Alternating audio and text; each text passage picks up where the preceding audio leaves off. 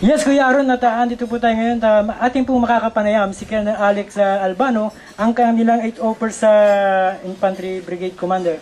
Sir, live po tayo napapanood at napapakinggan sa DYMS Action Radio. Sir, unang tanong ko lang po, sir. Ano po ba, sir, ang pagbabago ngayong nadagdagan na po ng inyong batalyon ngayon, itong 8 Brigade? Well, una sa lahat, nais kong bumati sa lahat ng mga tagapakinig, tagapanood, taga-subaybay ng ating istasyon DYMS. Magandang umaga po sa inyong lahat. Doon sa katanungan mo, Kuya Nel, bago lang na nailipat sa operational control ng 801st Infantry Brigade, itong 34th IB. Sa katunayan, naging na-under na rin sa 801st ang 34th IB nung naka-station pa sa Calbiga, sa Barangay Pulangi, Calbiga, Samar. Doon sa pangangailangan ng additional troops dito sa Aquan na ilipat yung operational control ng 34th IB dito sa 803rd Infantry Brigade. Then sa ngayon, naibalik yung operational control ng 34th IB sa 801st Infantry Brigade. Kasama na yung nasasakupan ng 34th Infantry Battalion. Yung dating nasasakupan ng 34th Infantry Battalion sa Samar ay naipasa na rin sa 802nd Infantry Brigade.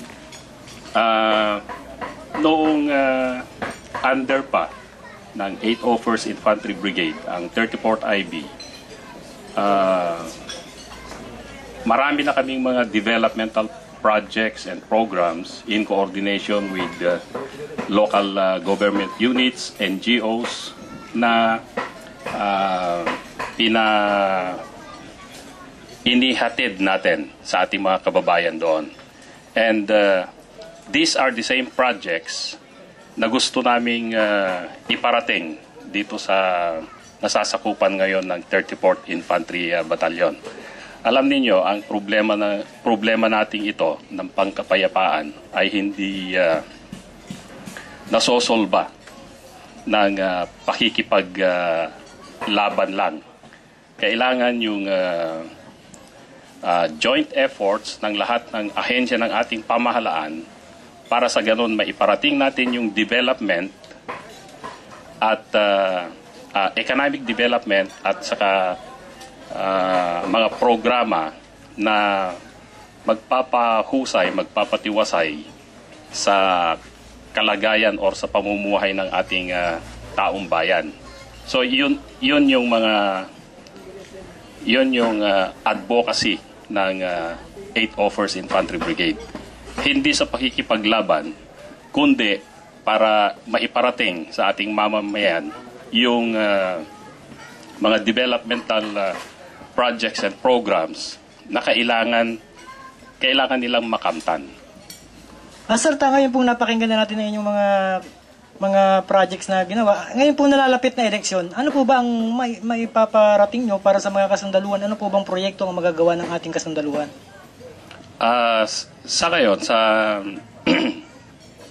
nalalapit na ating eleksyon, ang adhikain natin ay mapanatili natin yung hope na tinatawag, yung honest, orderly, and peaceful election. Yun po yung focus natin sa